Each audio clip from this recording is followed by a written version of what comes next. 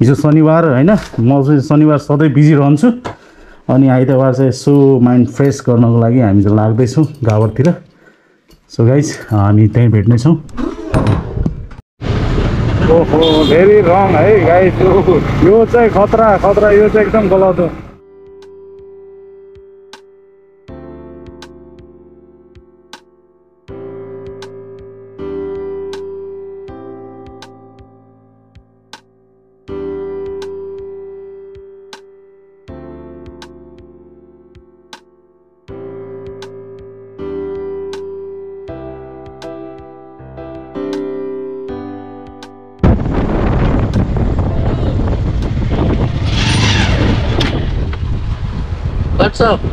त्यो मनकामना चोक भन्ने त्यहाँ दारी भन्ने एउटा साथी छ, त्यसलाई पनि लिएर जानुपर्छ। मनकामना चोक त थाहा भएन यार, जाँदै गरौँ अगाडि फोन गरौँ न। ल ल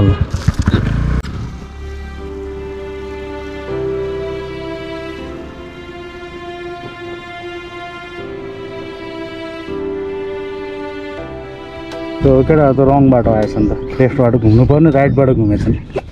हामी निस्किन लाग्यो कि एकछिन कल गर्छु म पुगेर। साँच्ची कसम नलाग्ने ठाउँमा थियो कि बसाइ हामी कलाएको झन् अहिले म के अरे मेन फोकस भनेको अब घुगी हो, थारू आइटम र घुगी होइन। हामी चाहिँ अब नेपालमा आइसकेपछि यहाँको नजिकको हाम्रो छिमेकी ठाउँ भनेको यो गाभरहोम भ्याली, यहाँ चाहिँ अब तपाईँको Tharu item, Tharu culture everything होइन पाउँछ नि। त्यही भएर अब यहाँको फुड आइटम पनि चाख्ने भएपछि पहिला सुरु अर्डर गर्नुपर्छ कि, किनकि सिजन अनुसार कहिले काहीँ नपाउनु पनि सक्छ कि। हामी अर्डर गरौँ, घुम्न पायो नि त। जाम त्यो राम्रोमा जाम न, हुन्छ नि त्यही गरौँ।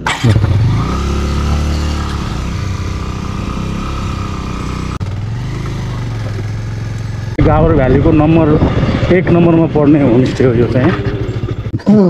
यो बेलामा के घोगी मिल्दैन क्या? घोगी त निकालेको छैन, त्यो निकाल्यो भने खराब भएछ भनेर। अनि कल्चरल डान्सहरू चाहिँ हुँदैन? कल्चरल डान्स चाहिँ ग्रुपहरूले अर्डर गरेपछि भाइ जान्छ।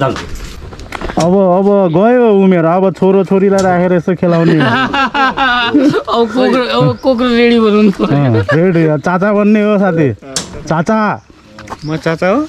अब चाचा बन्ने अब केही वर्षभित्र है। ठुलो बिल्डिङ बनाइसकेको छ त, बार हेर्नु खतरा छ नि, बार खतरा छ है। बन्दै रहेछ, अन्डर कन्स्ट्रक्सन रहेछ पुरै, एकदम ट्रेडिसनल छ क्या। अर्कै ठाउँमा आएको जस्तो कि रुम लिएर बस्नु पायो, गर्लफ्रेन्ड लिएर आउनु पायो, फ्रिडम। टावर होला क्या, माथि गएर बस्नु रमाइलो छ। कसैलाई नपोख बह सुनिदिने को छ र, सुनिदिने को छ र, प्रिय तिम्रो मुहारमा हाँसो मैले कहिले देखिन। Thank you. हाम्रो थारू कल्चरको एकदम फेमस फुडहरू भनेको यो झिँगा माछा, साँधेको अचार होइन, साँधेको सिद्रा, मासु अनि यो भुजिया होइन, आलु भुजिया। एउटा चिज चाहिँ मिस भएछ, त्यो भनेको चाहिँ घुगी हो। किनभनेदेखि हामी घुगी किन मिस भयो भनेपछि यो पहिले अर्डर गर्नुपर्छ होइन, सिजन भन्दा नि पहिले अर्डर गर्नुपर्छ। हामी अब अर्जेन्टली आइदिउँ यसरी होइन, अन द स्पट आइदिउँ। त्यसलाई के भन्दै हुनु, त्यो ड्राई गरेर त्यसको त्यो पिठो खुलाउनुपर्छ कि, माटो हुन्छ नि त पेटमा, माटो निकालेर अनि। सो यो अर्कोचोटि हामी भ्लगमा देखाउनेछौँ घुगी खाएको पनि। योचोटि चाहिँ हामी यतिकै रमाइलो गर्दैछौँ। यो विधवाको जिउँदो कि मेरो जवानी, त्यो एक दिनको घाम सयौं दिनको पानी, लौ सुन म भन्छु मेरो राम कहानी।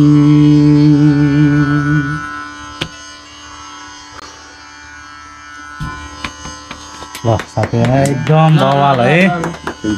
अनि साथीको कलालाई हाम्रो एकदम ह्युज रेस्पेक्ट छ है, एकदम धेरै रेस्पेक्ट छ। अनि गाइज अब हामी गाउँबाट आएपछि चाहिँ हामीले गाउँको चाहिँ एउटा ट्रेडिसनल खाना चाहिँ हामीले खानुपर्छ, चाख्नुपर्छ गाइज। र हाम्रो साथीहरू काठमाडौँदेखि आउनु भएको छ, आफ्नो कामको सिलसिलामा आउनुभएको थियो र उहाँको हामीले कला पनि देख्यौँ होइन। व्यक्ति मेरो एकदम के पर्सनल धारणा के कलालाई यसरी प्रस्तुत गर्न छ भने एकदम ठाउँमा त्यो चाहिँ अभियसली अब साथीहरूको अगाडि गर्नुभयो होइन, त्यो चाहिँ अब यसरी रिक्वेस्टमा। तर कलालाई चाहिँ यसरी फ्रीमा नबाड्ने कि एकदम भाउ खाइदिने नै मलाई आउँदैन, मलाई साँच्चै आउँदैन बाबा, नै मलाई आउँदैन भनिदिने मैले होइन। कसैले सोध्छ नि यस्तो ठाउँमा गाइदेऊ न एउटा प्लिज गाइदेऊ न, एकछिनको रमाइलोको लागि उसले टाइम पास गरिदिन्छ क्या। त्यो टाइम पास नहोस्, मिसयुज त होइन, टाइम पासको लागि लिन्छ अनि भोलिपल्ट उसले बिर्सिन्छ क्या, त्यो नहोस् के होइन। यस्तो ठाउँमा गएर अब साथीले गाउनु पर्ने अवस्था छ, गाई पनि होला कति ठाउँमा। मेरो एउटा सजेसन मात्र होइन, हामीले चाहिँ यो तपाईँको जति पनि यो जुन स्वरहरू छ नि यसलाई चाहिँ हामीले बेच्नुपर्छ कि, बेच्ने हो साथी। अहिले हामीले बेच्ने भनेकै कला हो कि, पहिला मान्छेहरूले सामान बेच्थे, हामीले अब बेच्ने कला हो। अहिलेको युग भनेको कला बेच्ने टाइम हो होइन, हामीले कला बेच्ने हो साथी। यस्तरी जहाँ पाए त्यही नगाउनु होला। एकजना भाइको मैले इक्जाम्पल पनि दिन सक्छु कि, त्यो भाइ यस्तो बवाल रक ग्रन्ज भोकल निकाल्थ्यो कि, तर कहिले कहिले कुनै मान्छेको अगाडि गाएन क्या। अहिले उसले योगेश लिम्बू यिनीहरूसँग उसले के फिचरिङ गरिरहेको छ कि, नर्मल भाइ हो त्यो। किन उसको त्यो एटिट्युड थियो कि होइन, जुन म जहाँ पाएँ त्यहाँ गाउनु, हामीले भाउ तिमीलाई यो खुलाउँछु त्यो खुलाउँछु गाइदेऊ न, गाएन। उसको त्यो एटिट्युडले गर्दाखेरि अहिले योगेश लिम्बूसँग अहिले उसले फिचरिङ गरिरहेको छ नेपालगञ्जको भाइ। त्यस्तो होस् साथी, मलाई त्यो चाहन्छु है। लङ टाइम बाबा, म हिजोदेखि होइन प्रकाश बाबालाई चाहिँ भेट्नुपर्छ भनेर होइन 10 वर्ष भइसक्यो क्या होइन नभेटेको भने। यो चाहिँ बियर होइन है, फेरि बियर भन्नु होला। खाए पनि केही फरक पर्दैन अहिलेको जेनेरेसनमा। जस हामीले खाएको चाहिँ के हो, यो एप्पल साइडर होइन, हल्का चिल हुनुलाई।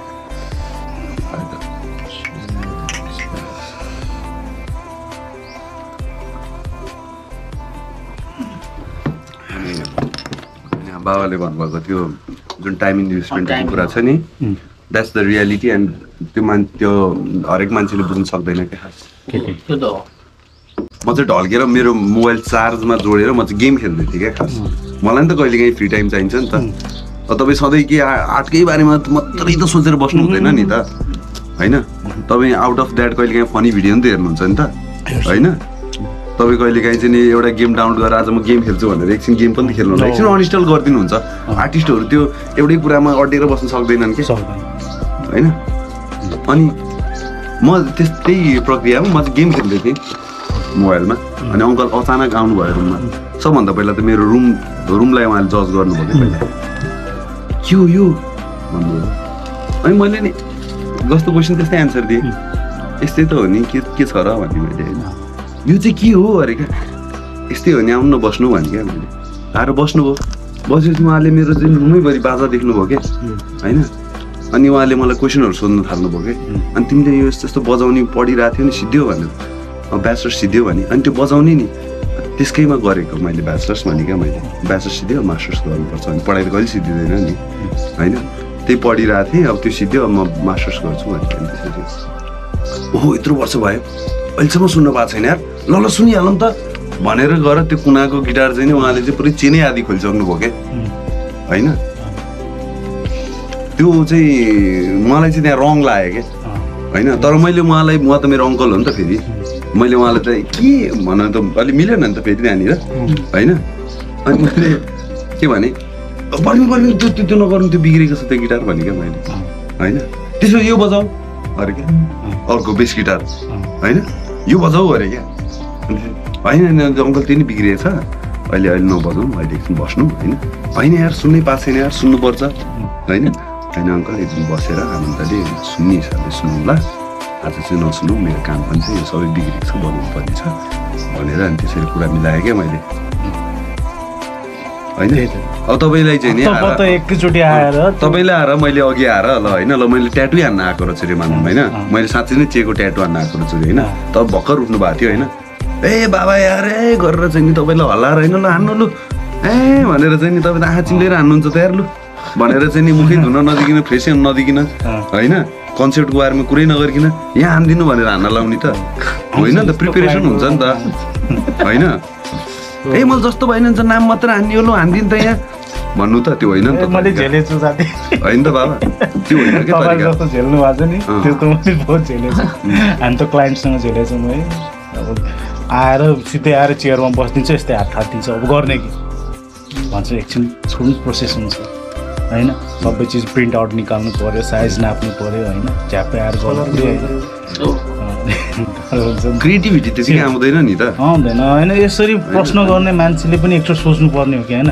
आर्ट होइन आर्ट भन्ने कुरा एकैछिन सो गर्न गाह्रो हुन्छ कि यत्रो प्रोसेसहरू हुन्छ मुड हुन्छ होइन मुड हुन्छ टाइम हुन्छ अनि प्लेस हुन्छ कस्तो छ त साथी हाम्रो गावर भ्याली दामी लाग्यो ल ल यसो मैले 12 भनिरहेको थिएँ यसलाई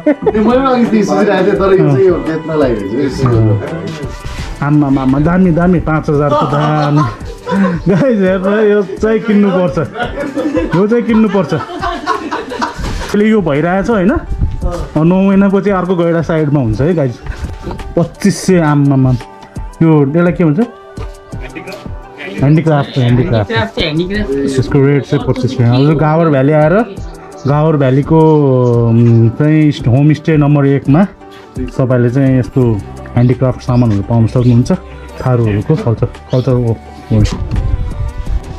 ल लगाउँ अब